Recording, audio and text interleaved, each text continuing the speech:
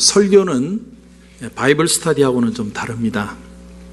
얼마나 설교를 하면서 말씀을 잘 쪼개느냐보다 더 중요한 건 뭐냐면, 설교의 궁극적인 목적은 성경 말씀을 근거로 내 삶을 잘 조명해서 내가 지금 어떤 형편에 있든 그것을 성경적인 각도로 보고 해석할 수 있도록 만들어주는 거, 그게 설교입니다. 그래서 설교를 들으면서 이 말씀은 나를 이렇게 살라고 하시는 거구나, 이걸 볼 수 있어야죠. 사람이 언제 은혜를 받습니까? 이제껏 내 삶의 의미를 깨닫지 못하고 그저 죽지 못해 살아오는 것처럼 느꼈는데, 말씀을 듣다가 보니까 이전에 몰랐던 내 삶의 새로운 가치를 깨달을 때 사람이 그때 은혜를 받습니다. 예를 들어서 지금까지는 맨날 나는 불행한 사람, 기구한 사람, 이런 생각을 가지고 살았는데, 하나님의 말씀을 듣다 보니까 나도 참 사랑을 많이 받고 살았구나, 그걸 깨달으면 사람이 은혜가 옵니다. 그런가 하면 내가 참 없는 사람, 불쌍한 사람 이렇게 생각했는데, 말씀을 듣다 보니까 나도 다른 사람들에게 줄 게 참 많구나, 그걸 깨달으면서 은혜를 받죠. 그런가 하면 지금까지는 나를 굉장히 나쁜 사람, 나같이 나쁜 사람은 없어, 이렇게 살다가 하나님의 말씀을 듣다 보니까 하나님이 나를 있는 그대로 사랑하시고 새로운 삶의 가능성을 열어주신다, 그걸 깨닫게 될 때 은혜를 받습니다. 좀 더 나가서 지금까지는 참 내가 잘해왔다, 나는 문제없는 사람이다, 나만한 사람이 있으면 나와보라고 그래, 그렇게 살았는데 하나님의 말씀을 듣다 보니까 무언가 잘못 살고 있었구나, 그것을 깨닫는 자리까지 통틀어서 우리가 은혜 받았다, 이렇게 표현을 합니다. 대다수의 사람들이 세상을 안개처럼 삽니다. 내가 행복한지 불행한지, 사랑을 받는지 아닌지 모르고 그냥 삽니다. 여러분, 성경에 보면 야곱이 그렇게 살았죠. 자기는 형의 그 장작꽃만 뺐으면 내가 행복할 거라고 생각을 했습니다. 근데 결론이 뭐냐면 도망자가 된 겁니다. 외삼촌 집으로 도망을 가다가 들판에서 돌을 베개하고 잠을 자는데 갑자기 꿈을 꿨어요. 꿈을 보니까 하늘문이 열리고 사다리가 있고 사다리 위로 오르락 내리락 천사들이 오르락 내려가는데, 그 하늘문이 열린 데서 하나님의 음성이 들려옵니다. 나는 너의 할아버지 아브라함의 하나님이요 너의 아버지 이삭의 하나님이다. 내가 너의 누워있는 그곳을 너와 내 자손에게 줄 것이다. 그리고 내가 너와 함께 있어 네가 어디로 가든지 너와 함께 할 것이며 너를 반드시 이 자리로 돌아오게 할 것이다. 내가 너에게 허락한 일을 다 이루기 전에는 절대로 너를 떠나지 아니하리라. 그 말씀을 듣고 난 뒤에 야곱이 눈을 떴는데, 성경에 보면 어떻게 되어 있냐면 야곱이 이런 고백을 합니다. 여호와께서 과연 여기에 계시거늘 내가 알지 못하였도다. 야곱은 도망가다가 뭘 느꼈냐면 이게 내 인생 마지막이라고 생각했습니다. 그런데 내가 인생의 마지막이라고 생각하는 그 자리가 바로 하나님의 소망이 시작되는 자리라는 걸 깨닫게 된 거죠. 그러니까 이곳이냐 저곳이냐 이거냐 저거냐, 그거보다 더 중요한 건 뭐냐면 하나님이 나와 함께 하시는 게 축복이구나, 그걸 깨닫게 된 겁니다. 여러분 보세요. 야곱이 달라진 게 아무것도 없습니다. 야곱은 여전히 혼자고 땡전 한 푼 없고, 그리고 장래는 불투명합니다.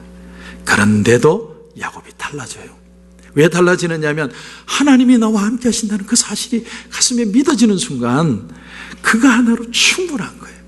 내가 어디를 가도 하나님이 나를 도와주신다는 그 사실만 확인되어지면 어디를 가도 상관없다. 그때부터 야곱은 행복해지기 시작합니다. 자, 오늘 본문을 보면 요시야라는 왕이 나옵니다. 근데 이 요시야라는 왕이 설 때 그 인생이 참 기구한 인생입니다. 사실은 지난주에 북이스라엘의 요아스 왕이 참 기구한 인생, 아버지가 아람에 져서 나라가 패망한 걸 물려받았다고 그랬는데, 오늘 말씀에 나오는 요시야는 더 기구한 인생이에요. 그런데도 다윗 이래로 최고의 왕이라고 칭찬을 받은 왕입니다. 여러분, 요시야는요 자기 아버지가 자기 신하들에 의해서 칼에 맞아 죽고 엉겁결에 8살에 왕이 됐습니다. 여러분 8살에 왕이 돼가지고 뭘 알 수 있을 것 같습니까? 그런데 그 짧은 인생에 왕이 되고 죽는 것도 40이 못 돼서 죽습니다. 그런데도 짧은 인생 속에 환경에 지배된 게 아니라 하나님의 축복과 은혜를 경험하면서 살다가 하나님 품으로 갔습니다. 그래서 오늘 본문을 통해서 요시야는 도대체 어떻게 했기 때문에 그렇게 축복된 인생을 살았느냐, 이 답을 발견해야 우리가 어떤 환경에서도 하나님 앞에 감사하며 살아갈 수 있습니다. 사람은 무엇의 지배를 받느냐에 따라서 인생이 완전히 달라집니다.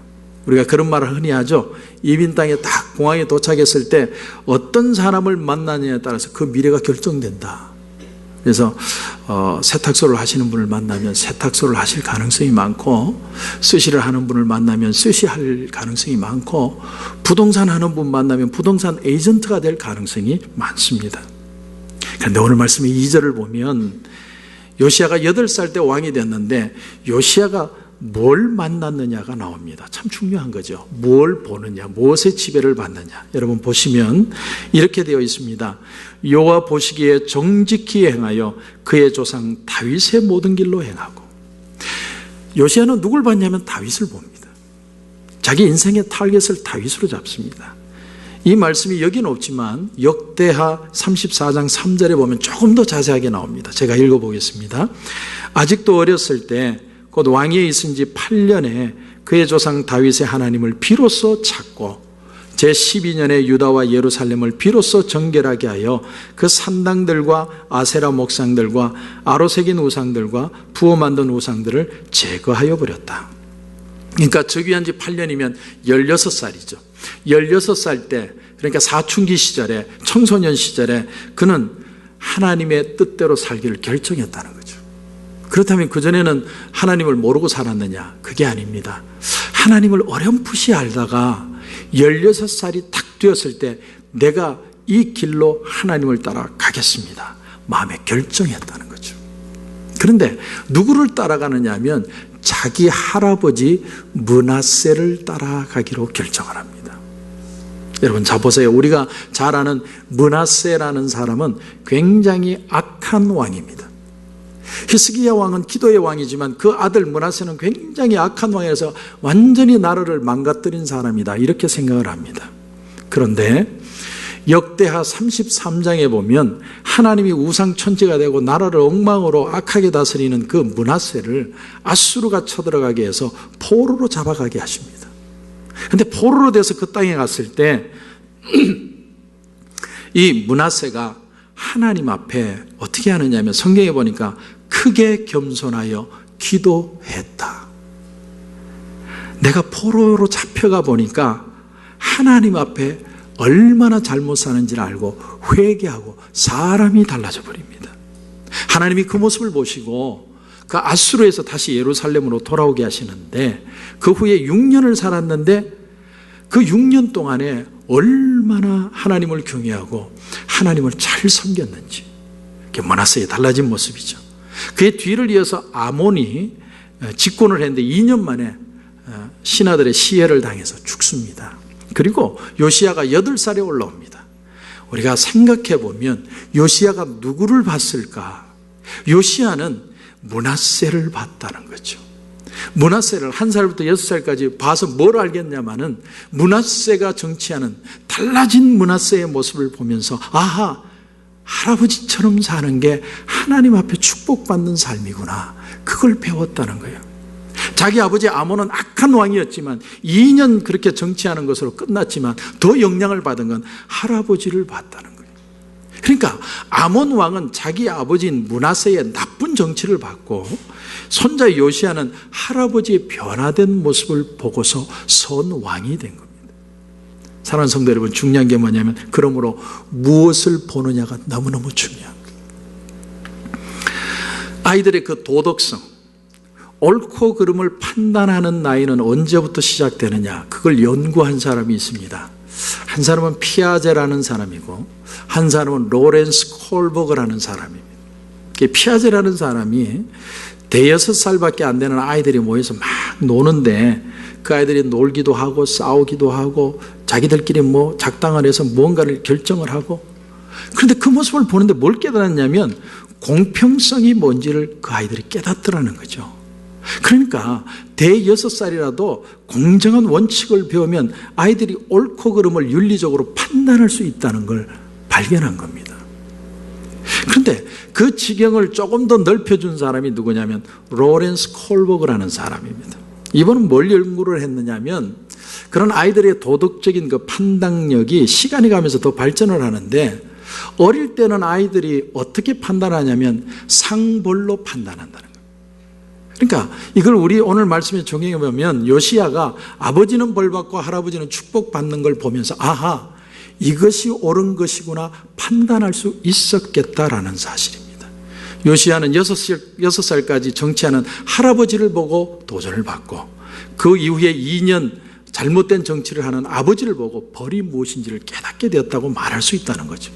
그런데 로렌스 콜버그가 거기서 그치질 않고 아이들이 초등학생이 되면 어떤 현상이 일어나냐면 질서나 규칙을 배우면서 그것을 교묘하게 이용할 줄 아는 나이가 된다는 거예요. 그러니까 거짓말도 하고 눈치도 보고, 그런데 이게 옳은 거는 인정을 하는데 살짝 이렇게 번나가는 그 나이가 초등학생이라는 거죠. 근데 조금 더 연구를 해보니까 정말 자기 스스로 무언가를 판단하는 나이가 언제냐, 콜버그가 연구를 해보니 사춘기가 되면 아이들이 어떤 현상이 일어나냐면 권위라는 것 자체, 정의라는 것 자체의 의미를 고민하기 시작한다는 거예요. 그게 정말 옳은 거냐, 모든 사람이 다 옳다고 그러면 정말 옳은 것이냐, 그것을 고민하고 자기 논리를 가지고 반항하는 나이가 사춘기라는 거예요. 심지어 내가 정직하지 못한 일을 하면서도 그걸 정당화하는 거예요. 내가 생각하기에 이게 옳으면 다른 사람 다 잘못됐다 그래도 나는 옳은 것이다 라는 논리를 가지고 나아가는 나이가 바로 사춘기 때는 거예요. 그러니까 여러분, 사춘기 때 아이들을요, 그 아이들의 말을 진지하게 들어주는 게 너무 중요하다는 거죠. 그리고 무엇이 옳은지를 스스로 판단할 수 있도록 만들어주는 게 중요하다. 그걸 로렌스 콜버그가 찾아낸 겁니다. 제가 좀 전에 말씀드린 역대하 34장 3절에 보면 그가 즉위 8년에 이런 말씀이 나옵니다. 그건 16살에 이런 말입니다. 다시 말하면 사춘기 시절에 이 요시야가 뭐를 결정했냐면 내가 하나님 말씀대로 살겠습니다. 딱 결정을 했다는 거예요. 어떤 외압이 있어도 나는 이 말씀이 진리라고 생각하며 살아가겠습니다. 그 고백을 16살에 한 겁니다. 그리고 20살이 되어서는 드디어 우상을 그 땅에서 없애는데, 어느 정도로 없애냐면 여러분 성경을 보시면요, 유다 전역에 있던 우상들을 다 부셔가지고 가루를 만들어가지고 우상 숭배자들의 무덤에 다 뿌려버립니다. 그런가 하면 우상을 섬겼던 제사장의 그 시체를 다 파가지고 단 위에서 다시 다 불태워버립니다. 아주 막 철저하게 개혁을 하는데 백성들이 머리털이 쭈뼛쭈뼛 설 정도로 엄청난 개혁을 합니다. 그런데 오늘 본문을 보면 그 개혁의 마지막이 뭐냐면 하나님의 전을 수리합니다. 하나님의 전. 저는 이 본문을 보면서 왜 요시야가 하나님의 전을 그토록 수리하려고 했을까 고민을 해보니까, 요시야는 어떤 생각을 가졌냐면 이 유다를 지키는 힘이 한마디로 성전의 예배, 기도의 힘이다 라는 것을 깨달았다는 사실입니다. 여러분, 성전을 수리한다는 건 다시 기도할 수 있는, 하나님을 찬양하고 예배할 수 있는 장소를 회복시키겠다라는 뜻입니다. 모든 어그러지고 잘못된 것들을 치유하는 기능이 바로 성전에 있는 것이고, 성전의 기능이 회복되면 그 속에 성령의 생명의 생수가 흘러나와서 이스라엘의 모든 병들고 어두운 것들을 치료하면서 죽었던 것들이 살아나게 하는 모든 역사가 성전을 통해서 일어난다는 것을 깨달았다는 사실. 그런데 성전을 수리하다가 뭘 발견해요? 오늘 말씀 8절에 보면 율법책을 발견합니다. 아마도 자기 아버지 아몬이 핍박하면서 율법책을 다 태우는데 어떤 사람이 그 율법책을 성전 깊숙이에다 숨겨둔 사람이 있었던 것 같습니다. 그 율법책을 발견한 거예요. 사랑하는 성도 여러분, 하나님의 성전에는 두 가지 중요한 보물이 있습니다. 여러분 잘 들으십시오. 첫 번째는 뭐냐면 성전은 사람의 죄를 씻는데 탁월한 능력이 있습니다. 우리가 하나님의 축복을 받으려면 죄 문제가 해결이 되어야 되는데 이 세상 어디에도 죄 문제를 해결할 곳이 없습니다. 우리가 어디 가서 상담을 해보고 강의를 들어도 어느 곳에도 우리의 죄는 해결되지 않습니다. 그러나 하나님의 전에서 피의 제사가 드려지면 죄가 씻겨지는 역사가 일어나게 됩니다. 우리가 하나님 앞에 예배드리고 눈물로 기도할 때 예수 십자가 보혈의 능력이 우리의 죄를 깨끗이 씻기는 역사가 성전을 통해서 일어나게 되는 겁니다. 또 하나 두 번째 보물은 뭐냐면 하나님의 말씀입니다. 말씀. 여러분 지난 금요일 저녁에 제가 신명기 11장 12절 말씀을 하다가 연초부터 연말까지 네 하나님 여호와의 눈이 항상 그 위에 있느니라. 그래서 모든 일은 연말까지 가봐야 됩니다. 그리고 하나님은 연초부터 연말까지 여러분을 지켜보고 계십니다. 그렇게 말씀에 도전을 드렸는데 잠자리에 들면서 저희 집사람이 그런 얘기를 하더라고요. 야, 나는 성경에 연초부터 연말까지라는 이 말이 있는 줄 처음 알았어요, 목사님. 성경은 보면 볼수록 깨닫는 게 너무 많아요. 여러분 정말 그렇다고 생각하지 않습니까? 우리가 왜 성경을 파고 또 파고 그 말씀을 묵상하느냐? 이 말씀 속에는 마르지 않는 하나님의 생명샘이 흐르기 때문에 우리는 이 말씀을 보는 거예요. 여러분 말씀 마치 보물지도 같은 겁니다. 보물지도는 아무리 오래돼도 그 가치가 있어요. 그 보물지도를 통해서 오늘도 무진장 쌓여있는 하나님의 복을 캐낼 수 있어야 합니다. 여러분 우리가 하나님의 말씀을 정말 진지하게 들으면 들을수록 깨닫는 게 뭡니까? 내가 지금 어디에 서 있고 내가 지금 뭘 고민하고 있고 내 형편이 어떤가 그게 자꾸 깨달아지는 거예요. 하나님이 자꾸 나를 보게 하세요. 생각하게 하세요. 이게 말씀의 능력이라는 겁니다. 아, 이게 답인데, 이게 능력인데 내가 자꾸 이걸 떠나가고 있구나, 놓치고 있었구나. 말씀을 듣다가 자꾸 이게 깨달아지는 겁니다. 오늘 요시야는 율법책의 말씀을 듣다가 옷을 찢습니다. 요시야는 그 말씀을 듣다가 드디어 정확하게 이 유다 땅이 왜 이렇게 어려워졌는지 이유를 정확하게 알게 됩니다. 오늘 말씀의 13절의 하반절에 보면 이런 말씀이 나옵니다. 우리 조상들이 이 책의 말씀을 듣지 아니하며, 하나님의 말씀을 안 들었다는 거예요. 두 번째는 이 책에 우리를 위하여 기록된 모든 것을 행하지 않아서, 하나님의 말씀대로 살지 않아서 두 가지 이유 때문에 우리가 이 어려움을 당했다는 걸 깨닫고 요시야가 옷을 찢습니다. 여러분 하나님의 말씀은 역사를 제대로 해석하게 해줍니다. 우리 인생을 제대로 이해하게 만들어줍니다. 하나님 말씀 없이 역사를 보고, 하나님 말씀 없이 사회를 보고, 하나님 말씀 없이 인생을 보면 오리무중에 빠집니다. 그러나 말씀을 통해서 보면 그 그림이 선명하게 드러나기를 시작합니다. 그런데 율법책을 발견했던 요시야 왕은 거기서 그치지 않고 또 하나의 행동을 합니다. 그게 뭐냐면 여선지자 훌다에게 가서 하나님의 뜻을 물어보게 합니다. 오늘 14절에 보니까 이에 제사장 hil기야와 또 아히감과 악볼과 사반과 아사야가 여선지 훌다에게로 나아가니, 여기서 여러분 우리가 도전받는 말씀이 뭐냐면 하나님의 거룩을 한번 체험하기 시작하면 사람은 더 깊은 거룩을 갈망하게 된다는 거예요. 하나님의 은혜를 정말 한번 맛보면 더 큰 은혜를 받고 싶어하는 열정들이 우리의 마음속에 생겨나게 된다는 겁니다. 그런가 하면 거기서 좀 더 나가서 그 은혜가 내 삶에 구체적으로 어떻게 적용될지를 고민하기 시작한다는 거예요. 여러분 훌다라는 여선지자가 어떤 사람인지 성경은 전혀 설명을 안 하기 때문에 모릅니다. 그런데 유대인의 전승에 보면 훌다라는 여선지자를 찾아간 이유가 여자 선지자가 더 자비로운 말을 할까 봐서 찾아갔다, 이렇게 됐습니다. 믿거나 말거나. 그때 남자 선지자 중에 누가 유명한 사람이 있었냐면 예레미야와 스바냐가 있었습니다. 남자들 찾아가면 막 죽인다고 그러니까 여자를 찾아가 좋은 말 듣고 싶었다는 거죠.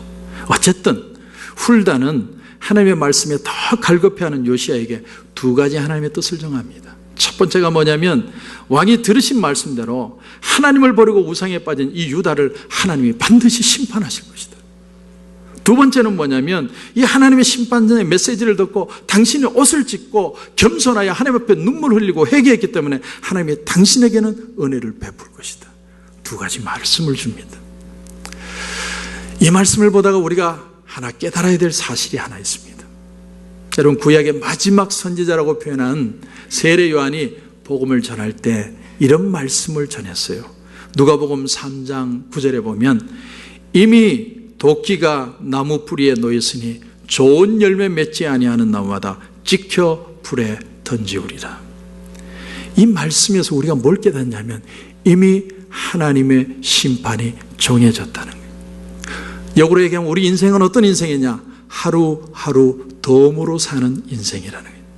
사람들은 아직도 세상에 희망이 있고 언젠가 좋은 날 오겠지 이렇게 생각을 하지만 성경은 분명히 얘기합니다. 우리는 마지막을 향해 가고 있다. 이미 끝은 정해진 것이다. 그때 성경에 보면 무리들이요 너무 놀래가지고 우리가 어떻게 하면 됩니까? 어떻게 해야 우리가 살아날 수 있습니까? 그렇게 질문을 했더니 세례 요한이 누가복음 3장 11절에 이런 말씀을 줍니다. 옷 두 벌 있는 자는 옷 없는 자에게 나눠줄 것이요 먹을 것이 있는 자도 그렇게 할 것이라. 여러분, 이 말씀을 막연하게 생각하면 안 돼요. 옷 두 벌이 있다는 건 부자가 아닙니다. 아무리 옷이 없던 시절이라고 해도 두 벌 가지고 사는 사람이 어떻게 부자예요? 근데 두 벌 중에 한 벌 줘라 이거예요. 옷이 두 벌 있으면 없는 자에게 주고 먹을 것이 있으면 없는 자에게 나누어 주라. 여러분, 우리를 한번 생각해 보십시오. 우리는 그렇게 생각 안 합니다. 우리는 이렇게 생각하죠. 나는 부자 아니다. 나는 아직 누구를 도울 만한 여유 없다. 좀 더 도우면 그때 내가 헌금도 하고 더 형편 좋아지면 그때 다른 사람 내 기필코 도울 줄로 믿습니다. 이렇게 기도합니다. 그런데 여러분 잘 들으세요. 이미 그날이 정해졌다. 이 개념을 받아들이는 사람만 나누며 살아갈 수 있습니다. 내가 아직 더 얻어야만 된다고 생각하는 사람은 절대로 나눠주지 못합니다. 그러나 덤으로 살고 있다고 생각하는 사람은 나눌 수 있습니다. 조그만한 것, 볼펜 몇 자루, 속옷 한두 개 그런 것일지라도 나눌 수 있습니다.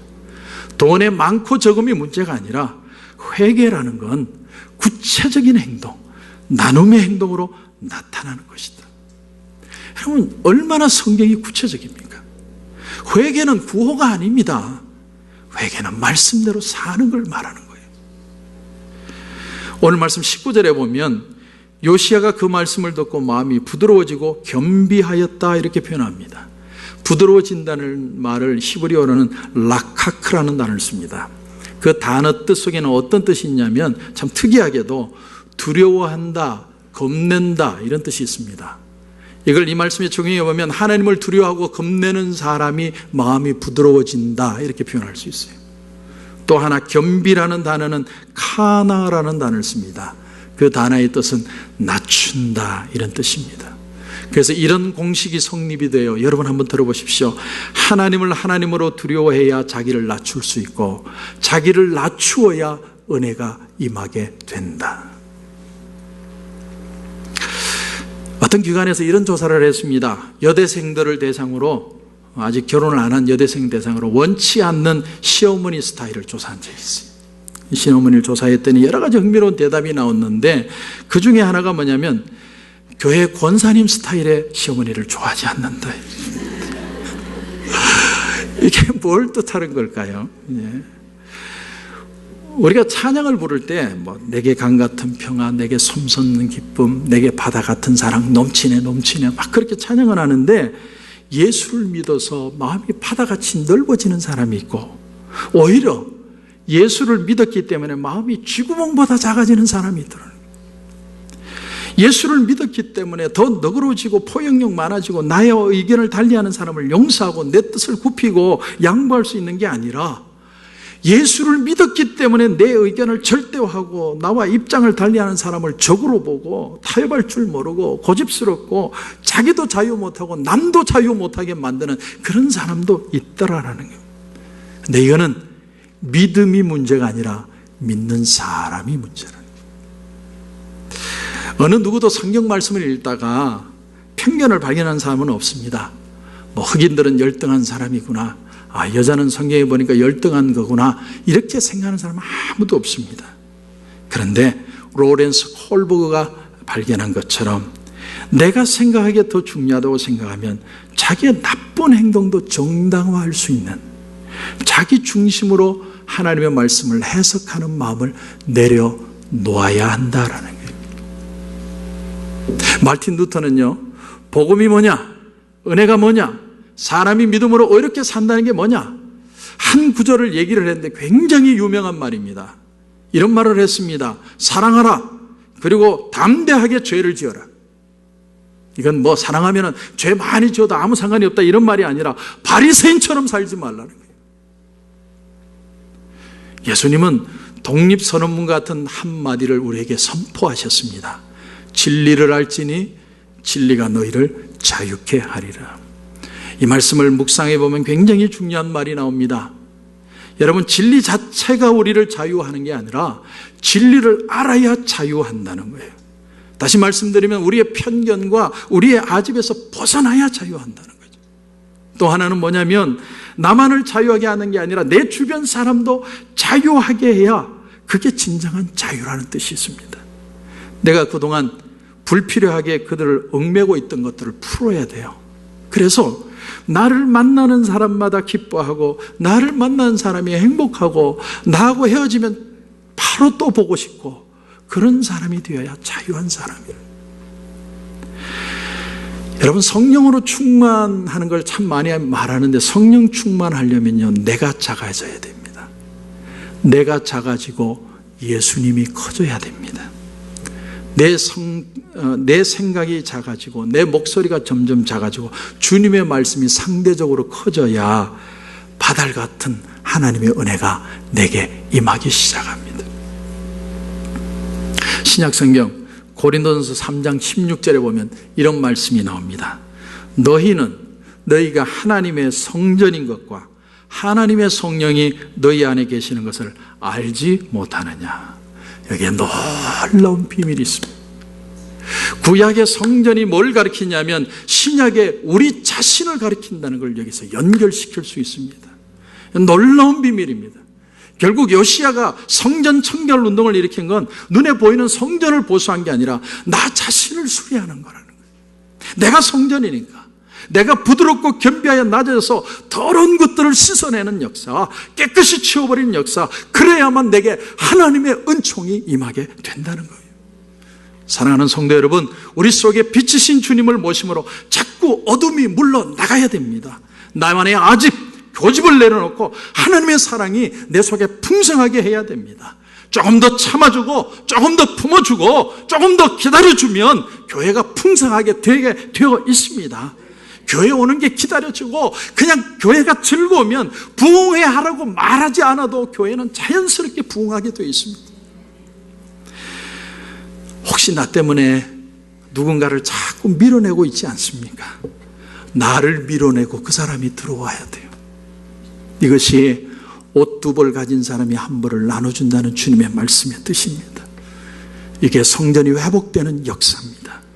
오늘 내 마음을 수리하고 요시야처럼 하나님을 선택하고 그 은혜 안에서 승리하는 저와 여러분이 되시기를 주님의 이름으로 축원합니다.